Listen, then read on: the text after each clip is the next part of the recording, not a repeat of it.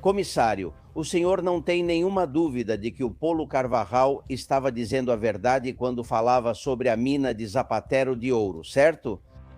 Não tenho nenhuma dúvida, porque quando se está na prisão, se fala com muito mais liberdade do que quando se está em um tribunal.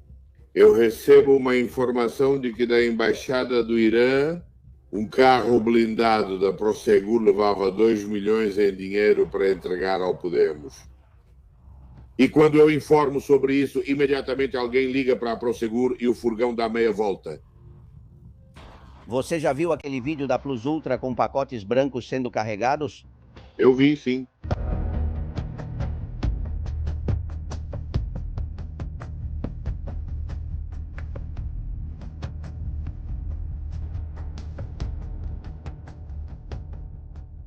Senhores, tudo aconteceu de repente e, além disso, de forma acelerada. Refiro-me ao círculo de José Luiz Rodrigues Zapatero, acusado sem sair de casa, vigiado pela polícia, porque acreditam que tentou fugir quando foi avisado de sua acusação. Daí as passagens para toda a sua família, rumo à Venezuela, e depoimentos que ainda faltam ser ouvidos.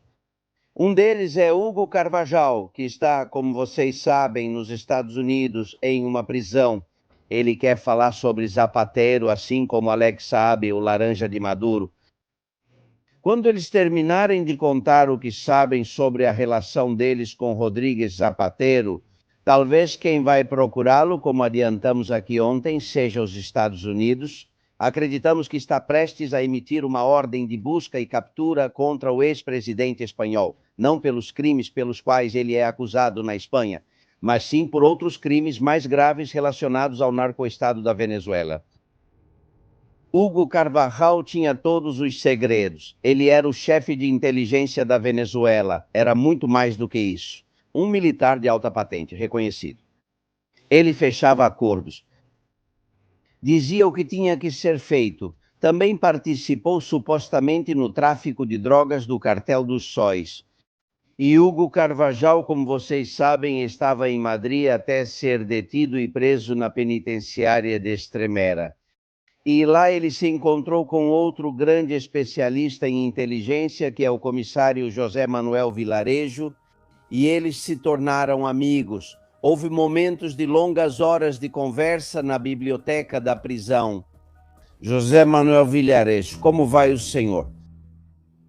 Estou me recuperando. Foi uma operação muito traumática. E, enfim, pouco a pouco, espero e confio que meus inimigos vejam que me recupero com facilidade.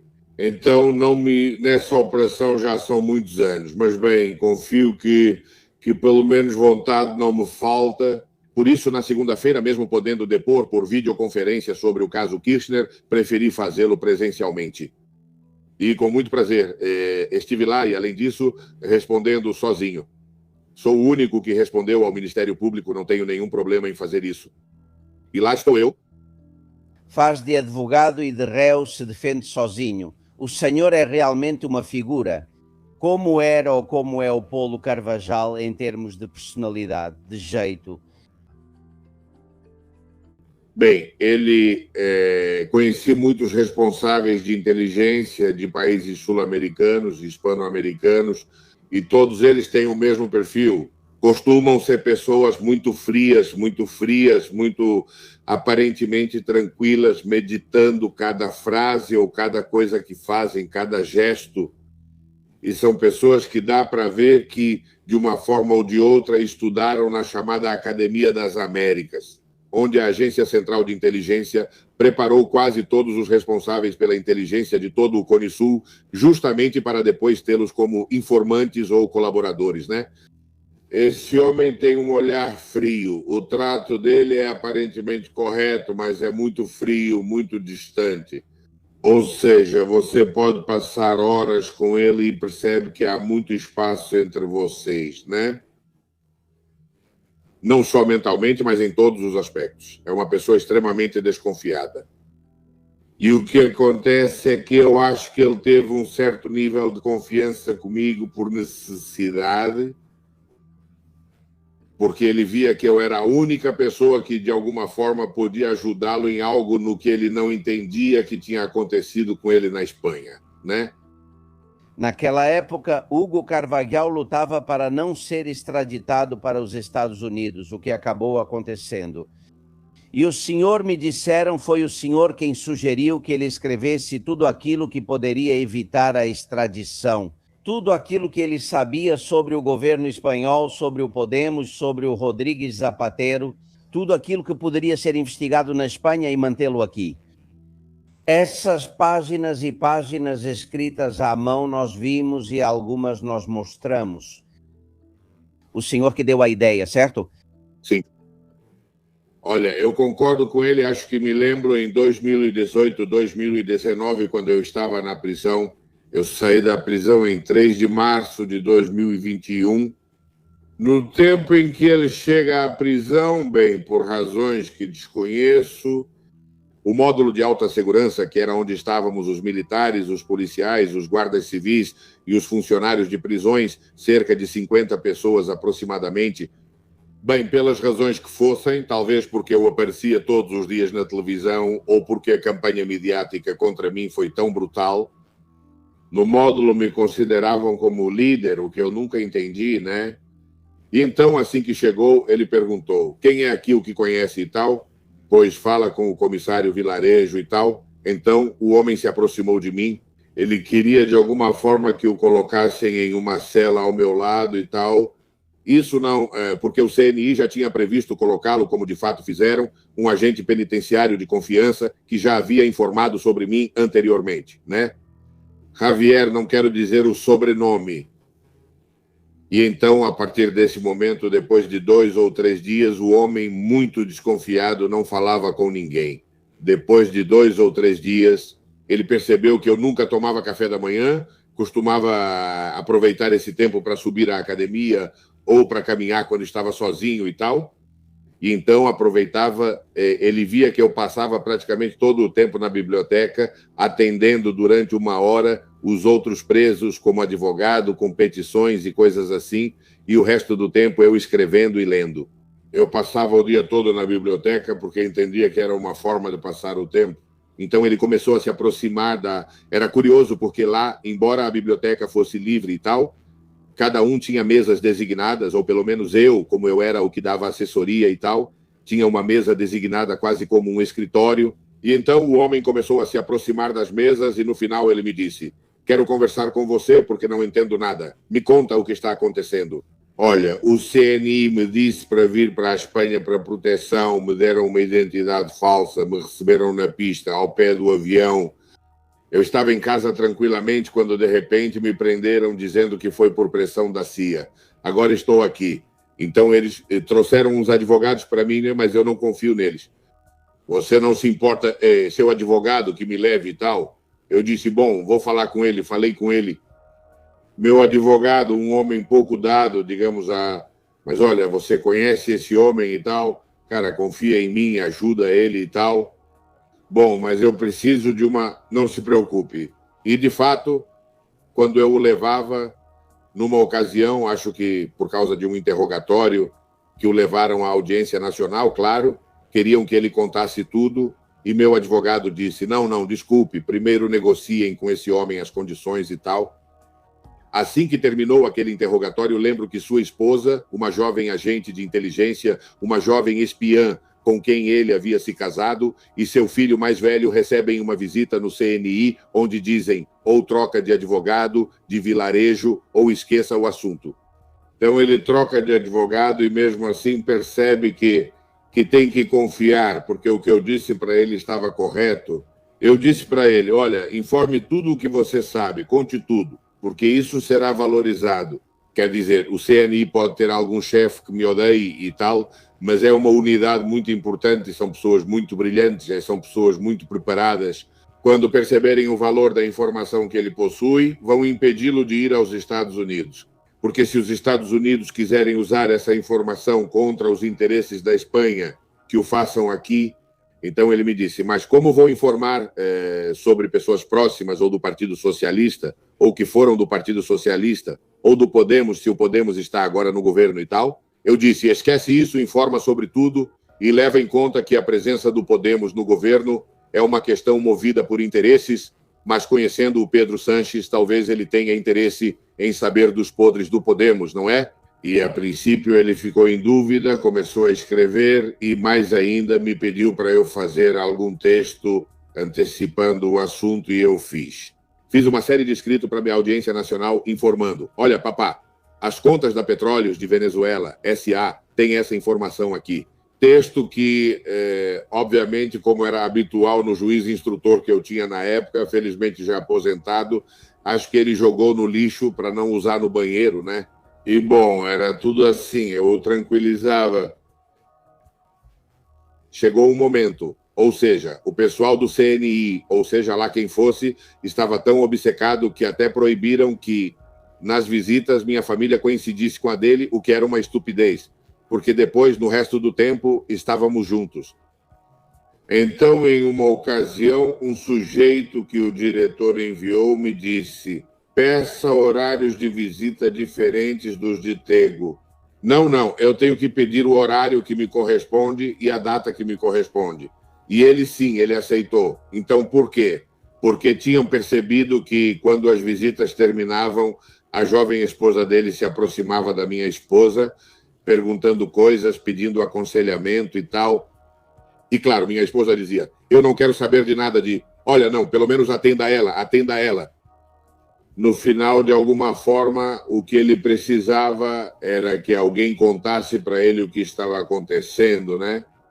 Uma vez eu me lembro, e isso me marcou, ele me disse, olha, já resolvi a questão de sair da prisão. Não me diga. Que bom, estupendo.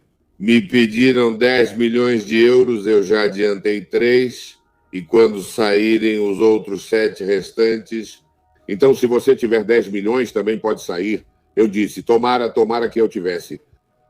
Eu digo, além de que eu nem gosto disso, se eu sair, espero sair mesmo, porque alguns dos recursos que eu fazia inutilmente, o bom do meu advogado, que, aliás, aproveito para dizer que ele é o grande defensor da minha causa, não eu. Eu sou co-defensor, mas sou um aprendiz ao lado dele.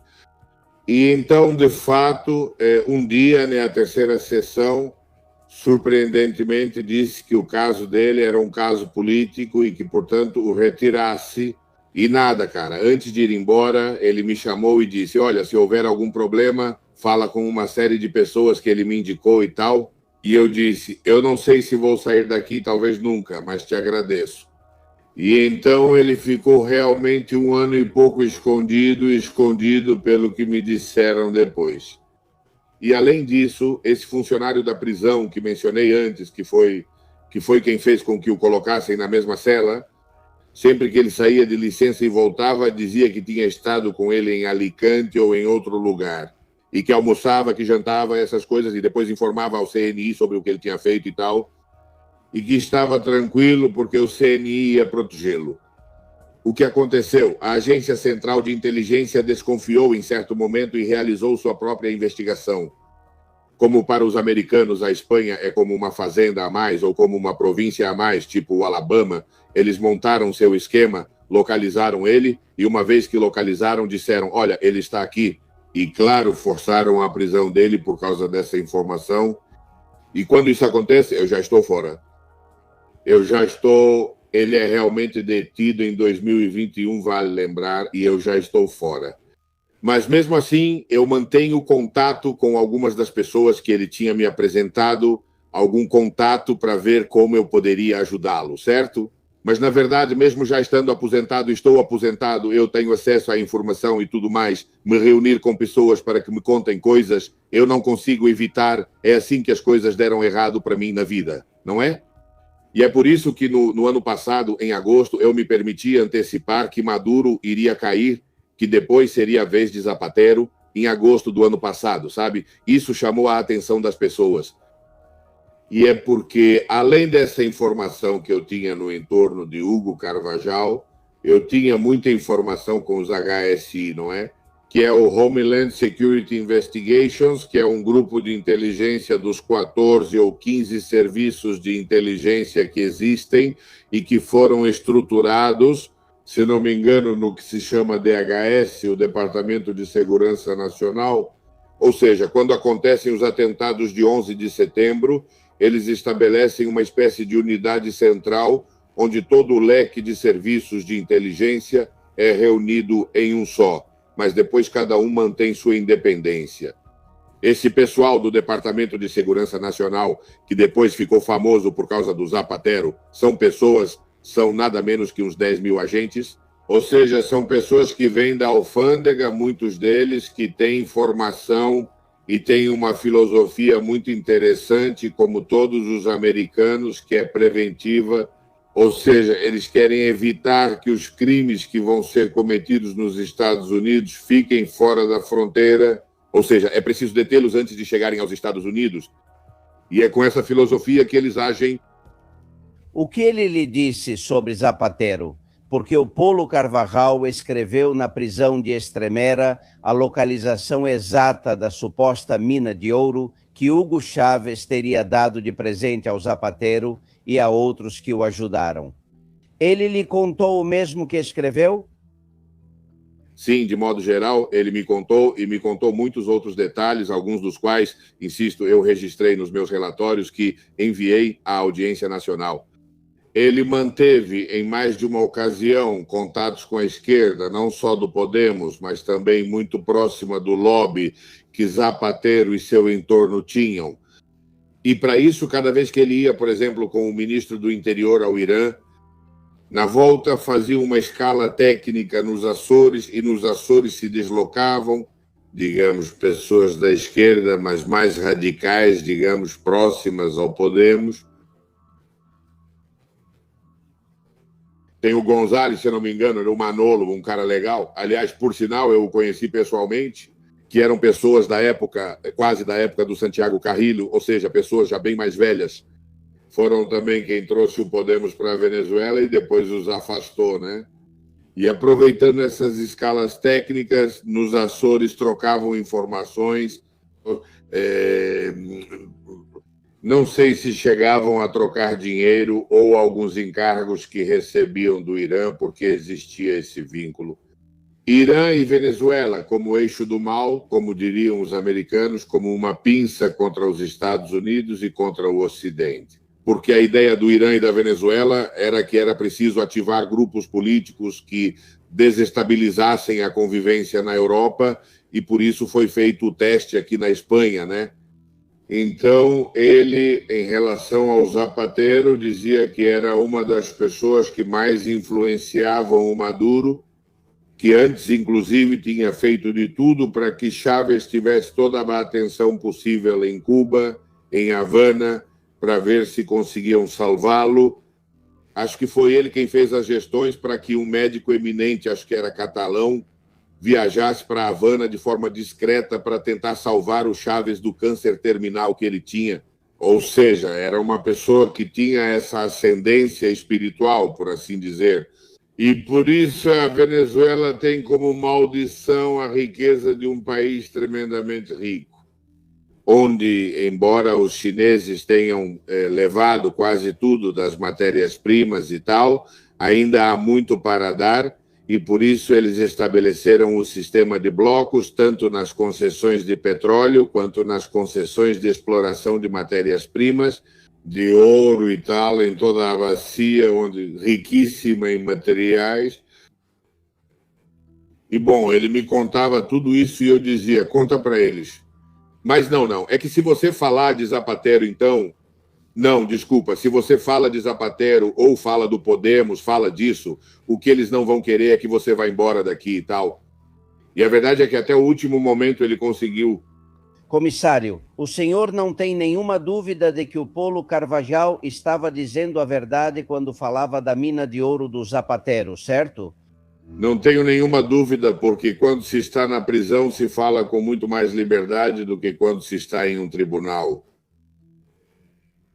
Os passeios no pátio, a gente dispensa o psicólogo ou o psiquiatra, se confia no companheiro que está ao lado, porque você conta, é isso, né? O quanto está se sentindo mal, sobre a família, como acabou aqui, enfim, como todos nós nos sentimos, que não entendemos depois de ter feito uma série de trabalhos e tal. de repente alguém decide cortar os fios do fantoche, que no fim das contas somos nós que trabalhamos na inteligência para isso. E nesse caso, ele me falava sobre seus assuntos pessoais, sobre os problemas que tinha com sua jovem esposa, que os filhos mais velhos não gostavam dela porque era uma pessoa que tinha substituído a mãe deles, que isso, que aquilo, como ele lidava com isso, enfim, esse tipo de intimidades, né? Isso tinha contado por uma pessoa nessa situação crítica. E, além disso, que não tinha nenhum motivo. Ou seja, essa informação, ele me contou depois de muito tempo e eu praticamente arranquei isso dele, porque ele não queria, ele não era uma pessoa, como eu disse, muito desconfiada, muito fria, muito assim. Não, mas como eu poderia te dar algum dado? As informações das contas da Petróleos de Venezuela S.A., onde houve transferências, já informei à audiência nacional, isso me deu muito trabalho. O poder tal, para qual escritório ele dizia que tinha pago esses 3 milhões para poder sair da prisão, tudo isso está no meu... Não sei o que fizeram com os relatórios que eu fiz e apresentei na audiência nacional.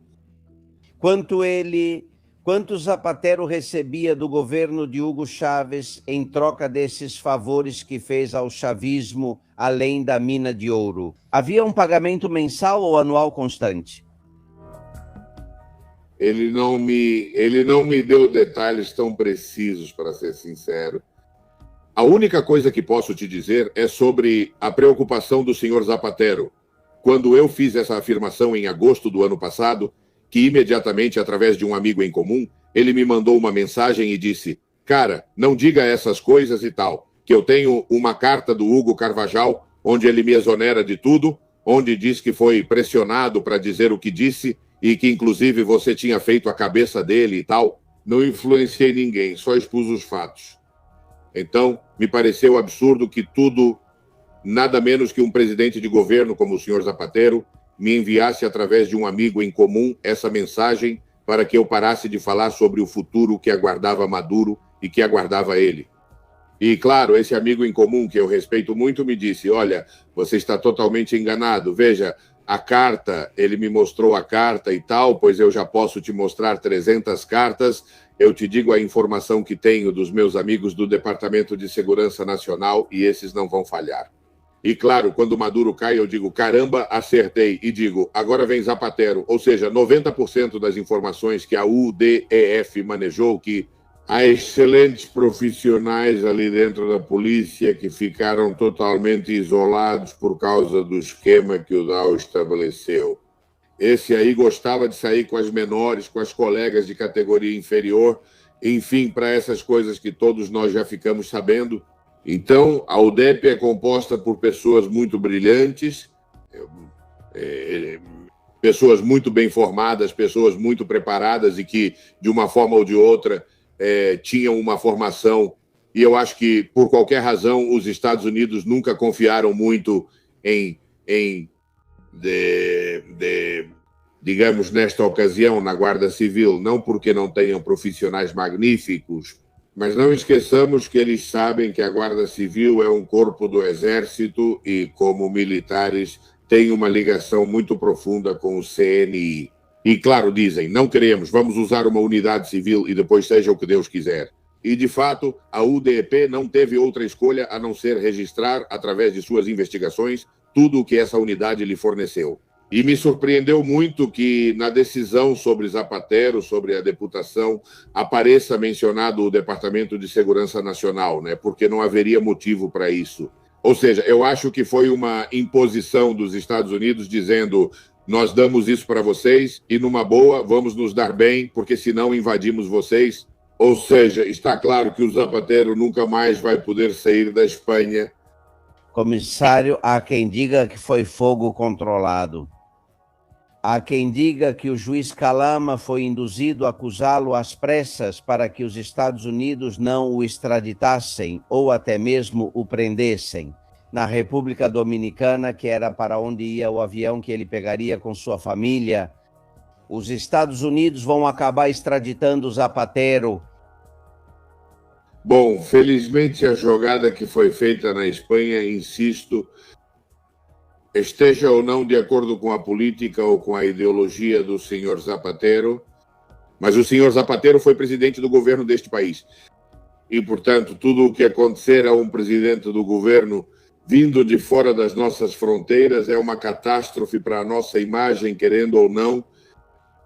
E, nesse sentido, felizmente, quando já existe uma acusação em um país, ainda por cima o país de origem, de onde é nacional, o senhor Zapatero já não se pode pedir extradição pelos mesmos fatos. Que eu entendo que não concederiam, porque sendo nacional, dificilmente a Espanha concede a extradição de seus nacionais. O que se pede é julgá-lo aqui.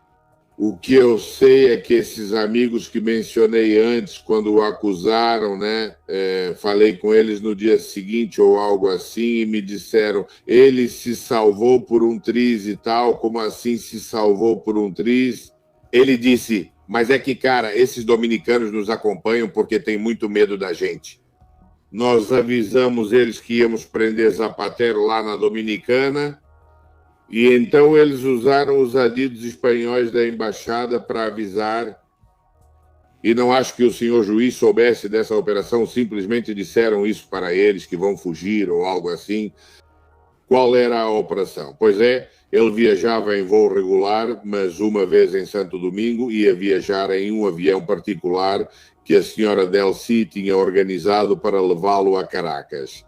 E nessa transição, na hora de pegar esse avião particular, era onde ele ia, onde ele seria, digamos, detido. Eu realmente agradeço muito aos dominicanos por terem feito isso, porque por dois motivos. Além de que ele ficasse como uma vítima e tal, embora já pela vida toda o homem estivesse com um pijama laranja, seria uma catástrofe para a imagem da Espanha que um primeiro-ministro fosse detido. Além disso, o conflito internacional. Como reagiria Pedro Sánchez? Espero que ele não nos tivesse levado à guerra com os Estados Unidos, De qualquer forma, isso seria catastrófico. É capaz, comissário? De verdade, eu agradeço mesmo, e ainda falei para esses colegas, falei, cara, vocês estão malucos. Como assim? Pô, isso aqui é a Espanha, não sei do que vocês estão falando, como é que pretendia? E eles ficam, não, pô, você merece e tal. Claro, eu já tinha falado isso em agosto.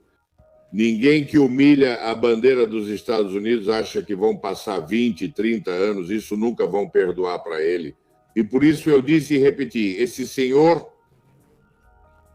Voltando ao Polo Carvajal, quem decide sua extradição, como todas, é o governo. E Sánchez já estava no cargo. Portanto, Sánchez decidiu que o Polo Carvajal fosse levado para os Estados Unidos. Foi para calar a boca dele e impedir que continuasse informando sobre o Podemos, que era sócio do governo, estava no Conselho de Ministros, e sobre Zapatero? Foi por isso ou por outros motivos? Pois eu realmente desconheço o motivo final. Eu sei, por bons amigos que ainda mantenho dentro do CNI, que o CNI deu grande ênfase à importância de que esse senhor permanecesse na Espanha, que era fundamental, que não se podia conceder sob nenhuma... Por outro lado, mantinham contato com a CIA e diziam o oposto. Sim, estamos convencendo o governo a entregá-lo e tal. Porque, volto a repetir, a função primordial do nosso serviço secreto é, digamos, proteger os interesses da Espanha e, portanto, eles tinham muito claro que, tendo esse senhor aqui, o controle de danos, por assim dizer, era nosso. No momento em que esse senhor já estiver fora, não sabemos. E, claro, todas as acusações que eu sei agora mesmo em envelope fechado e secreto mantém em Zapatero, sobre o tema dos possíveis vínculos de lavagem de dinheiro, do narcotráfico e tal, onde de uma maneira ou de outra querem implicar o senhor Zapatero, já fugiu das nossas mãos. Então, imaginem que esse senhor, insisto, comete o erro de sair da nossa fronteira ou sair na rua, esperamos que não. Ele já sabe que está condenado e que, por mais que mude o Trump ou mude e venha outro, os Estados Unidos, os republicanos e os democratas têm muito claro que eles, acima de tudo, a sua bandeira é um símbolo e por isso ostentam essa bandeira. Coisa que aqui somos um país tão idiota que mostrar a bandeira da Espanha é quase um insulto, não é? E o senhor já calculou quanto dinheiro o chavismo deu ao Podemos? Quantos milhões? Bem, as informações que eu tive antes de ser preso e que eu coloquei em uma série de relatórios que ninguém deu atenção, porque eu estive prestes a viajar para os Estados Unidos e para a Colômbia para me encontrar com pessoas que trabalhavam com o serviço secreto venezuelano, que iam me passar uma série de informações. Há uma reunião com membros da ETA, eu coloquei isso em vários dos meus relatórios na Audiência Nacional. Vários membros da ETA, o SEBIN, o Serviço Secreto Cubano, o Serviço Secreto Venezuelano e pessoas do Podemos, onde se estabelece que a Venezuela, digamos, libera 100 milhões de dólares para esse tipo de ações de desestabilização nacional. Desconheço qual quantia foi ou não foi chegando ao Podemos, mas o que posso lhe dizer é que uma das razões pelas quais começo a ser problemático para uns e outros é que recebo uma informação de que da Embaixada do Irã, um carro blindado da Prosegur levava 2 milhões em dinheiro para entregá-los ao Podemos. E quando eu informo sobre isso, imediatamente alguém liga para a Prosegur e o carro forte dá meia volta. O carro forte dá meia volta. Claro, nessa ocasião eu sou quem informa e, portanto, mas eu não pude ficar sabendo de todas as vezes que houve ou não houve transferência de dinheiro. Mas o que eu posso garantir é que tudo o que seja desestabilizar a convivência, digamos, do Ocidente para toda essa ditadura, isso é conveniente. E, querendo ou não, o povo espanhol é um povo tranquilo, que se há algum tipo de agitação, de alteração, quem provoca são os políticos. Não sair, que felizmente, eu, por exemplo, vou muito quando, ia muito para a Catalunha, ou fui muito para San Sebastián, tal, e eu nunca encontrei nenhum tipo de tensão, nenhum tipo de... Muito pelo contrário, inclusive alguns me reconheceram e pediram uma selfie, ou em Andorra ou tal. Ou seja, surpreendentemente, toda essa tensão que dizem que existe não é verdade. E, claro, por isso se ativa pelo sistema de agitação e propaganda uma série de mecanismos onde, obviamente, não podemos esquecer que quem constitui o Podemos são todos formados em ciências políticas, né? Que uma das primeiras matérias que se estuda é isso, né? Na imagem de um vídeo que existe, que eu conversei com pessoas que já assistiram, um avião da Plus Ultra carregado de pacotes brancos em todos os assentos e com paletes cheios de pacotes brancos no porão. Essa imagem me disseram que foi conseguida, ou pelo menos quem a distribuiu foi a inteligência israelense e que os Estados Unidos a possuem. Demonstraria que a Plus Ultra serviu para muitas coisas, tráfico de armas, tráfico possivelmente de drogas, de pessoas. É por isso que a Plus Ultra foi resgatada. Era necessário manter a conexão Caracas-Guiné Equatorial-Europa. Pois essa informação também eu tenho, e a obtive depois de sair da prisão, porque, insisto, eu continuei mantendo boas relações com meus velhos amigos dos serviços de inteligência, não só de outros países, mas também daqui da Espanha. E o problema fundamental é que se não tivessem resgatado, digamos, essa companhia, isso teria significado que 1 ou 2 aviões, que eram os que estavam alugados, etc., teriam acabado em um hangar. E ao analisarem esses aviões antes de serem devidamente limpos, teriam aparecido vestígios de entorpecentes e de outros tipos de substâncias, e de certa forma 53 milhões é digamos, é um presente, é uma gorjeta perto do que teriam que esconder de toda a importância. Por isso, insisto, nunca ninguém me explicou o que faz um juiz da Audiência Nacional viajando na Plus Ultra para a Colômbia, com o senhor Ariza e, aliás, com um comissário de polícia também. O que ele faz enquanto eu estava na prisão. Ou seja, com isso, quero dizer, os tentáculos dessas acabam chegando a todos os cantos. E não é por pontuar ou apontar determinados funcionários que se vai contra as instituições. Eu sempre disse isso. Eu disse isso outro dia, inclusive na minha declaração. É preciso individualizar as responsabilidades. As instituições são fundamentais, mas se alguém menciona um juiz, um promotor ou um policial, não está contra a instituição em si. Quando foram contra mim, não atacaram a polícia, mas sim o comissário Vilarejo, que era incômodo. Mencionar tal promotor ou tal juiz que se vendeu ou algo assim, não é ir contra as instituições tão fundamentais como é o Poder Judiciário. Fica claro, e isso convém realmente deixar claro, que o que precisa ser feito é ir até o fim, que haja capacidade de investigações, digamos, objetivas e independentes e que, acima de tudo, acabem as impunidades. Ou seja, se flagram e se descobrem certas ações terríveis e não acontece nada, não há consequências. E ao não haver consequências, essa impunidade é o que tanto prejudica o Estado de Direito. E os cidadãos, insisto, em um país tão maravilhoso como é a Espanha, merecem políticos um pouco mais responsáveis. Tenho que dizer que, salvo honrosas exceções, eu já conheci políticos assim. Mas, ultimamente, a verdade é que só vejo o resto da tourada. O senhor viu aquele vídeo da Plus Ultra carregado de pacotes brancos? Eu vi, sim, eu vi. Não há dúvida de que é a companhia Plus Ultra que estava transportando aquilo, né? Bem, afirmar isso com toda certeza, eu não posso dizer. Quer dizer, eu vi esse vídeo, vi como tem um detalhe, eles levantam um dos painéis onde estão os números atribuídos ao avião e tal, onde aparece uma nomenclatura que depois coincide com um dos aviões. Mas eu não estava lá.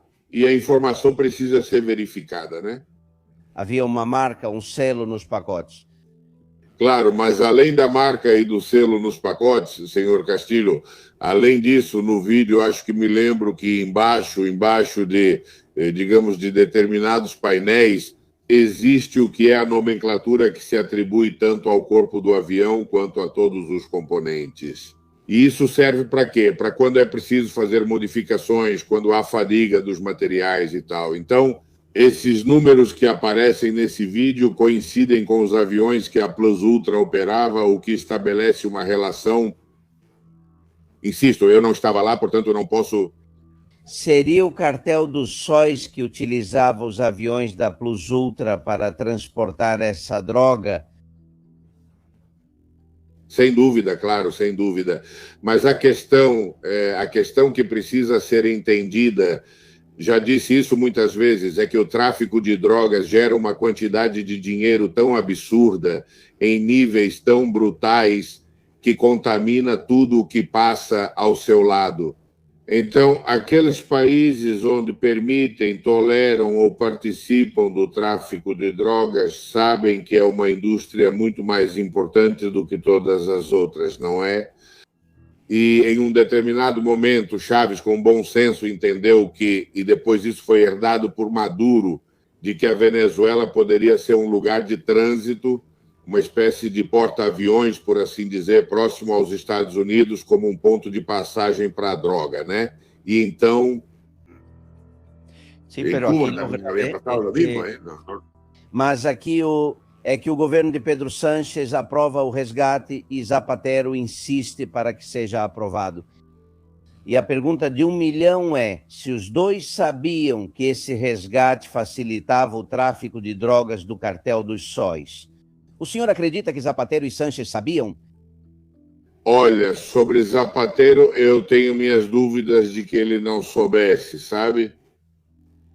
Com relação a Pedro Sánchez, já disse, uma das razões pelas quais me denunciaram em 2024 e o que agora chamam de esgoto do Partido Socialista foi o que usaram minha pessoa e meus áudios e tal para justificar todas as ações.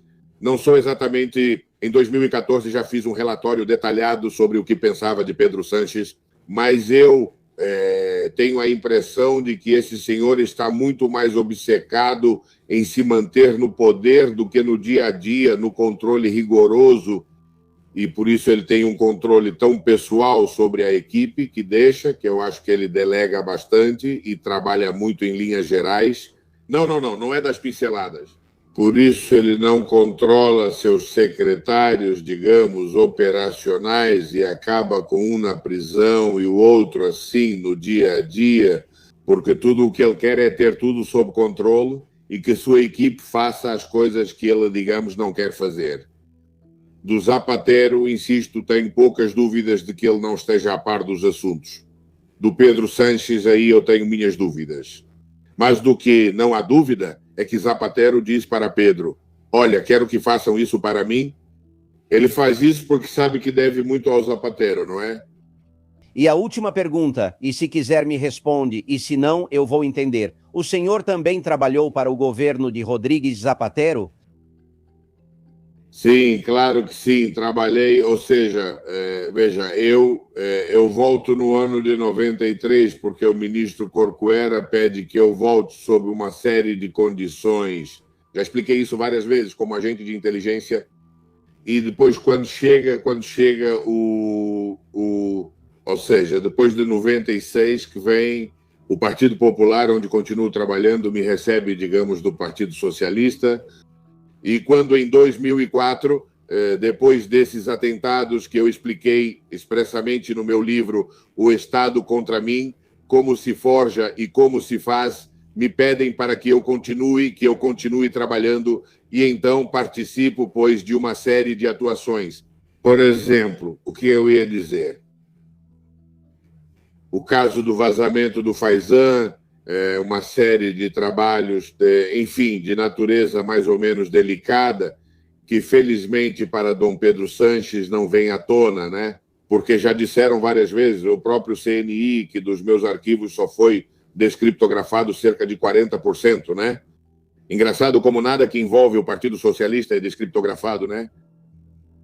Você já ouviu Federico Trillo apresentando um livro? Ele confessou pela primeira vez, sendo ministro da Defesa no 11 de março, que acredita que o atentado de 11 de março foi feito pela inteligência marroquina com a ajuda da inteligência francesa. Ele está no caminho certo, não é? Bom, esse é o argumento que eu sempre defendi e pelo qual me chamavam de louco. Esse é o argumento que aparece, insisto, no meu... Não quero fazer apologia do meu livro O Estado contra mim, onde dedico quase um quarto do livro para explicar todo o processo. Informação que eu obtive da Mujawara Síria e da libanesa, ou seja, isso é verdade, é assim mesmo.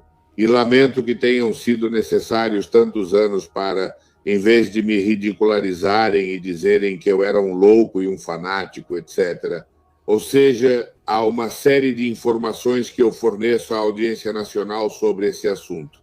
E essa é a razão pela qual, estando eu na prisão, me pedem para testemunhar sobre o 11 de março.